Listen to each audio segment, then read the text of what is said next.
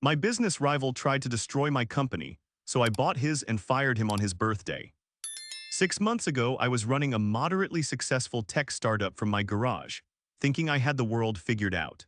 The company specialized in custom software solutions for small businesses, and while we weren't making millions, we were growing steadily and had a solid client base of about 40 companies across 3 states.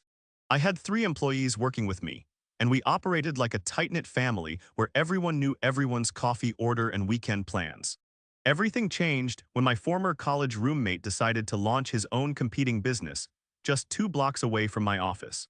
We hadn't spoken in years, not since that messy falling out over a girl in our senior year, but apparently he'd been watching my success from afar and decided he wanted a piece of the action. What started as friendly competition quickly turned into something much more sinister and personal. The first sign something was wrong came when 2 of my biggest clients suddenly canceled their contracts within the same week. These were companies I'd worked with for over 2 years, relationships I'd built from scratch through late-night troubleshooting sessions and weekend emergency fixes. When I called to ask what happened, they gave me vague explanations about budget cuts and changing priorities, but something in their voices told me there was more to the story. A week later, one of my employees mentioned seeing my rival at a local business networking event, schmoozing with potential clients, and apparently badmouthing my company's reliability. He was telling people we were on the verge of bankruptcy and couldn't deliver projects on time, which was completely false. Our track record was spotless, and we'd never missed a deadline in 3 years of operation. The real kicker came when I discovered he'd been offering services at prices so low they were practically giving work away for free. He was undercutting my quotes by 60%, which made no business sense unless his goal was to destroy my company rather than build his own.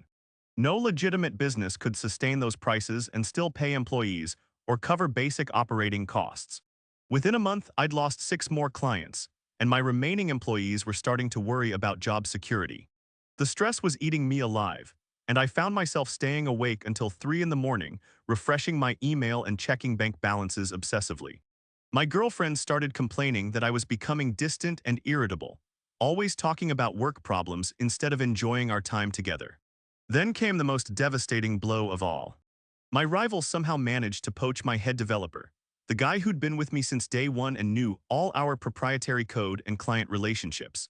He offered him double his current salary plus equity in his company, which I simply couldn't match with my current financial situation.